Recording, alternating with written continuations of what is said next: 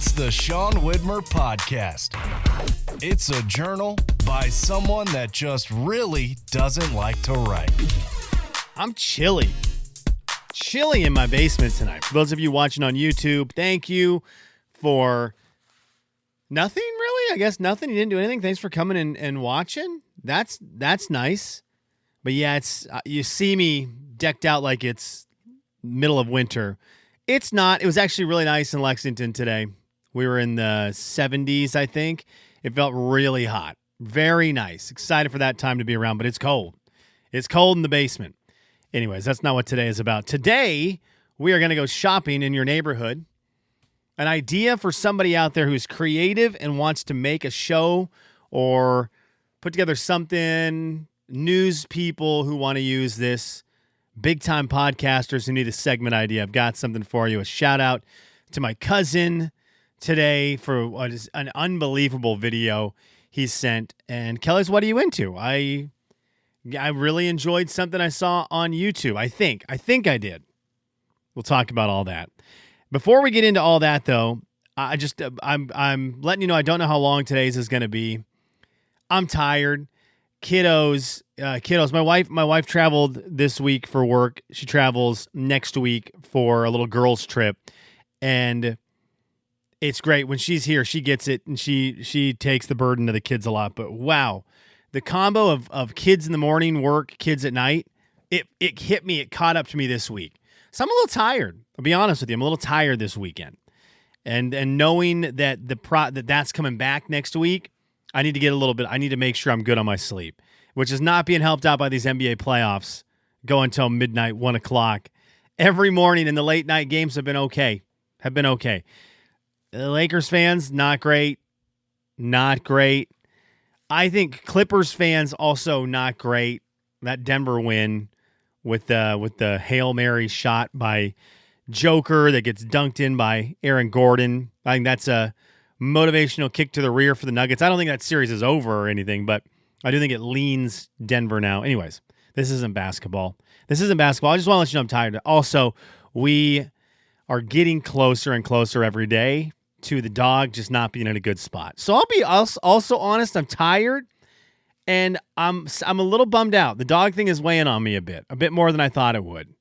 And being out today, I took the dog out today and just sat in the backyard because it was nice out. I got a sunburn on my head. I'm gonna hide from the YouTube folk, but I sat out in the backyard for an hour and a half with Jovi. Kids came out for a bit and played on the swings, and Jovi just laid at the bottom of the swing. She can't hear, can't see, and it was just sad. It was an hour and a half where she doesn't want. She used to run around and sniff around and get into all the things she's not supposed to, and now she can't see. She can't really move. She just lays there and gets close to the kids when they're out there. She doesn't know she's close to the kids, but she tries to find them and sniff up on them, and then she lays next to them. And it's just, it is tough. Boy, that's tough. And I'm not excited about it, but we're really trying to just take in I don't know how long this is going to be, but we're trying to take in those moments, as there's not going to be a ton of them left, that you have your dog. And that's been tough. Anyways, all right. Enough sadness. We had a busy weekend here. We took advantage of the time my wife was in town by just jam-packing it with things. And so there were some garage sales in the neighborhood Saturday. So my wife was here Saturday, and I actually got back Saturday morning on a delayed flight. She was supposed to be back Friday, got in Saturday morning. I thought our garage sailing days were going to be done. I didn't think it was going to happen, but she hit the ground, drove straight home. We packed the kids up, and we went to the neighborhood garage sale. And I love garage sales. I love them. We go in. My wife is looking for stuff for the walls, so just kind of looking at weird paintings, weird pictures, things you can hang up on the wall, even outside of pictures, just stuff for the walls. We realize we need stuff for our walls. So she's on the hunt for that. I'm always on the hunt for just weird stuff. One of the things I need to get, we'll talk about this in a second. It's going to lead to our next conversation about Facebook Marketplace. I need to get for the room I'm in right now. I need to get some kind of storage, bookshelves, shelving units. Is it armoire? Is that a word? I need like a Lion Witch in the Wardrobe style wardrobe, but not for clothes, for things. Is that a closet? I need some storage. And so I kind of kept my eyes open for that on the garage sale. I'm always looking at books at the garage sale. I will say things that I will look for at a garage sale. I would say these are the top 3 things I look for in a garage sale. Number 1 is Legos. All the time, every time. If you can find Legos for even a decent price, I'm jumping on those. So ideally a Tupperware full of them would be great. Number 2, I look for board games. I know a lot of times you get board games, they might be missing pieces or stuff, but you can find some really good old board games that you can't find anymore. You can find them at garage sales. And then a lot of times you can find games that you want that have hardly ever been played. I love those. And then my third thing that I'm always looking for, I will always look for old video game stuff, retro video game stuff, whether it's Nintendo and Nintendo games, Super Nintendo games. I'll look for like old school Game Boy cartridges. If you can find the right person getting rid of it and not realizing what they're getting rid of, you can sometimes find a really good deal on something that is kind of an artifact at that point. And I'll always look in that section as well. I'm a junkie for that. But those are the 3 things I will always look for at a garage sale. Then I'll sift through t-shirts. So I'll do that. Anyways, this time I was looking for some kind of shelving for books, for trinkets. I just need to organize. I need to organize a lot, and I need to do it before it gets too cluttery down here. But I didn't find anything. Now, my kids, on the other hand, they found everything. And they both had some money burning a hole in their pocket from birthdays and Christmases, tooth fairies. They got a couple bucks. You don't need a whole lot when you're garage sailing and you're looking for toys as a kid. So they went out. I had to leave the garage sailing early to bring the baby home, put the baby to bed. And so the kids came home about an hour later, and the wagon was filled like it was Santa's sleigh. And I just looked and thought, we did it. My wife is the first one to say, I'm getting rid of all the toys. I'm getting rid of every single toy. We have too much clutter, too many toys. Get rid of them. But at the same time, she's also the first to take them garage sailing and watch their faces get so excited about a Rey from Star Wars Barbie-sized figurine that Olivia has no idea what it is, but saw it and was like, yeah, we need it. And is my wife's the quickest to buy it. Huck came back with the weirdest trinkets, cars that are like missing pieces, race cars that look like they've been put through the washing machine a couple times. And it's like, okay, we got these. Good. So it's always funny. My wife, very adamant, can play tough, but when the kids bat their eyes at her, she's like, oh yeah, we did need this weird stuffed animal unicorn that is already been found in the wrong places so many times. So the kids came home with a ton. They also came home with an RC car. And the second my wife pulled it out of the wagon, I was like, well, this sucks. An RC car, it's not going to work. It's going to be one of these cheapo RC cars. Huck's going to be excited about it. It's not going to work. And now I'm going to have to deal with the brokenness of Huck. But to my surprise, it worked. And we've been having a blast with it. An absolute blast. It's Radio Shack. Does that still exist? It's a Radio Shack RC car that my daughter and my oldest son think is awesome. And they're not great at it yet. Steering with the 2 sticks, one that goes forward, backwards, the other that goes right, left. They're not great with the steering on it. But if they can get it going straight, it's got a little giddy up. The problem is it is older, and the range on it now is not that great, which is good and bad because my son can't just run it all the way down the street to, another world. It kind of has to stay close. So that was kind of nice. But the garage sale was great. Now, I didn't find what I was needing, so I'm going to have to go to Facebook Marketplace. And the reason I'm going to go there, my wife has had great success here in Lexington on Facebook Marketplace with stuff she's been trying to get or stuff she's trying to sell. And we talk a lot of Facebook Marketplace because she's on it a lot.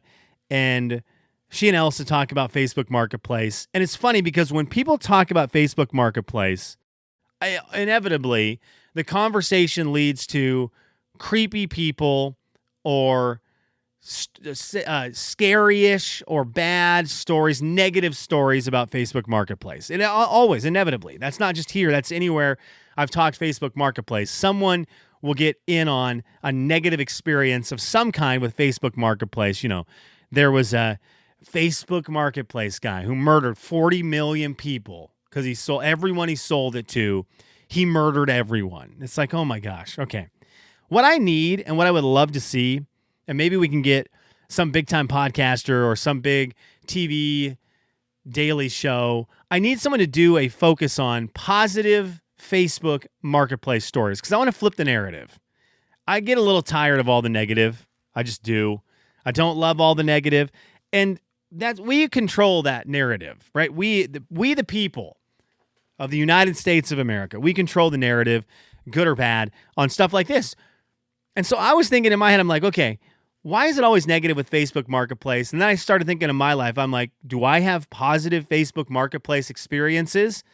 And so then I immediately realized I actually have a couple stories with Facebook Marketplace that I remembered, which is rare, that were positive. Now, I personally in my life, and I've been very blessed with this and very fortunate, whether it's good or bad, I find myself over the course of 43 years collecting amazing stories because I've been in the right place at either the right time or wrong time, but I've been around situations in a lot of things, sporting events, concerts, grocery stores, big events.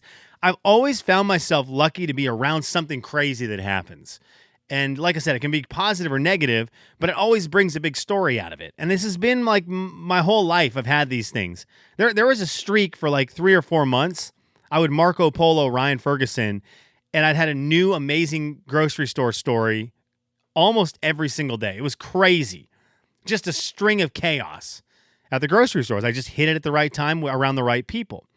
So with Facebook Marketplace, I was like, well, I have to have some. I don't really have any positive or negative experiences with Facebook Marketplace. For the most part, my experience is put item X on sale on Facebook, person pays the money for it, and leaves with said item. And that's pretty much how that goes. Sometimes I helped carry the item into a vehicle, sometimes I didn't, but there's not a whole lot going on. Now, one time, my best story I've got for you with Facebook Marketplace, before we get into two that I thought were kind of cool from other people in my life.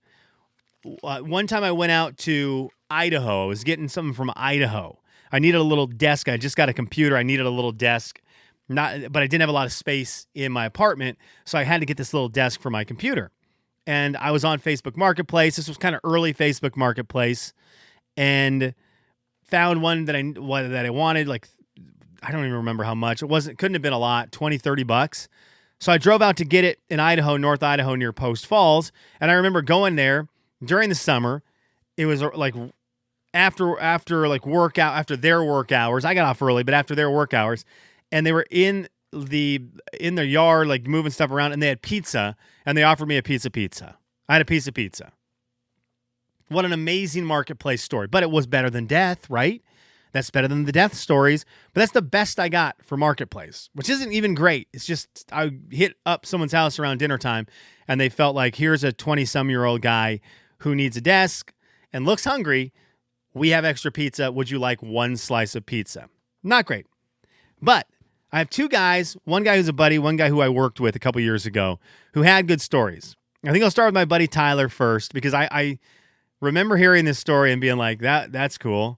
And then I sold the same item years later and did not get the same treatment. In fact, very opposite treatment. But he sold a lawnmower. And his yard was a pretty normal front yard, just kind of normal size, not small, not big, just kind of normal. And this guy came out to buy a lawnmower from Tyler, and he ended up like asking questions about it. Does it work? Obviously, that's like a big question you're going to ask when you're buying something that is of a mechanical variety. Does it work? Because the assumption is that it's not going to work. And he fired up the lawnmower and, got it going. And then he was like, can I test it out? And he mowed my buddy's front yard. And I remember hearing that story and being like, that's great. And he was like, dude, thank you so much. This was such a good deal. I just thought I'd mow your lawn for you one last time with your lawnmower. And I just always thought that story was kind of cool. I don't even remember if Tyler was happy or not about that. I know I would have been, but the guy mowed his lawn one last time. Came out, bought the lawnmower, mowed his lawn, and left. The guy who bought my lawnmower, I sold it to him for like $10. It It was mainly just like enjoy the parts. And he ran me through 30 minutes of questioning things I don't know, right? I don't know anything about mechanical stuff. And he just kept on asking me stuff. And I was like, dude, do you want the lawnmower for $10 or not, man? It's a $10 mower. It's not going to be perfect. What do you think you're buying right now? Then he eventually left and he was like, oh, it better work. And I was like, I don't know, dude. It's $10. I mean, if you were nice, I might have given it to you for free, but you weren't. Not negative. We're not being negative with Marketplace. Tyler got his lawn mowed when he sold his lawnmower. The other one was from Matt, who I worked with. This was years ago as well. Nothing. I've got no news stories. I've got 3 kids. I don't have any more good news stories. But Matt bought a record player. I remember he told us this at a radio event. He was working. We were at a remote. You're just trying to talk about anything. You're sitting in a parking lot for 3 hours, and you're like, can we just talk? Tell me any story. And he said he had bought a record player off of Marketplace. I'll be honest, it might have been Craigslist. But let's say Marketplace. He bought a record player, and the girl he bought it from, he got the record player from her. They started talking music. I believe she had got a new record player or something, but she had some records as well. They started talking music, and they ended up dating for a while. It's not the greatest story because it wasn't the girl that he was now married to. But I mean, what a time. You buy something off Marketplace and you got a girlfriend for, who knows, maybe it was a couple years. I don't know. I just know Matt from work. But these are the stories that I want. I want positive Facebook Marketplace stories. Now, the end of that story is she was probably a mass murderer and tried to kill him. He escaped, and Bob's your uncle. Facebook Marketplace stories. I want some good ones. That's what I need. Shout out to my cousin Ryan Ferguson. Go to fergusonfilms.com to see his work. He's a professional videographer. He was Marco Poloing. Still the best app in the world. I need everyone on Marco Polo. If you have my phone number, get on Marco Polo. Or my email. I think it may be email as well. Marco Polo. Get on it right now and send me a message. I love Marco Polo. I'm not a great texter. I'm not a great phone caller. I'm trying to be better about it, but I will Marco Polo you back. Absolutely. Video messaging app. It's the best. Ryan's messaging me, and he had his, he's in his truck and he's got his little holder for his phone down by, the air conditioning vents. And he's talking, and all of a sudden he goes, dude, there's 8 police cars behind me right now flying up on me. He goes, I hope it's not for me. And then all of a sudden he's like, whoa, whoa, whoa. He kind of panics. He goes, it's a high pursuit or high speed chase. Then he pulled over to the side and ripped his phone out of the little case, and he flipped his phone around and was able to catch on camera, because he's the best videographer, this car flying by his vehicle at had to be 120 miles per hour. I mean, just bombed by Ferg's car. Dust flying up everywhere on the sides of it, and then 6 to 8 cop cars just flying behind it. And his adrenaline picks up in the video, and he's like, oh my gosh. He hangs up the Marco Polo, and as he drives forward, he gets his phone back out so we can see what happened. Dude had gone, he was trying to get away from the cops. We found out the story from one of our buddies who was a police officer in the Spokane area. He was in a stolen car trying to get away from cops. He tried to bail out of the car, but at first he wrecked it into a field and then tried to get out. That didn't work. And yeah, that didn't work for him. He got caught. But Ryan has this video, this guy going 100 some miles per hour down the road, right by him, and then wrecking his car by trying to get into a field and outrun the cops. Just captured it on Marco Polo, the best app of all time. And shout out to Ryan for being the best videographer there is, even on the minuscule level of sending video messages to his buddies on a phone app. That's how talented that young man is. Kelly's, what are you into today? I think I can at least play the music. Can I play the music? Let's see here. Kelly's, what are you into? I can play it. I don't know that you'll see the video. I gotta figure out my video situation now. It's different. It's different now. I gotta give it to Drumeo, YouTube channel. Drumeo. Every now and then these pop up for me. They'll get a guy who's a really good drummer or a drummer for a big band, and they'll play them a song that they've never heard before.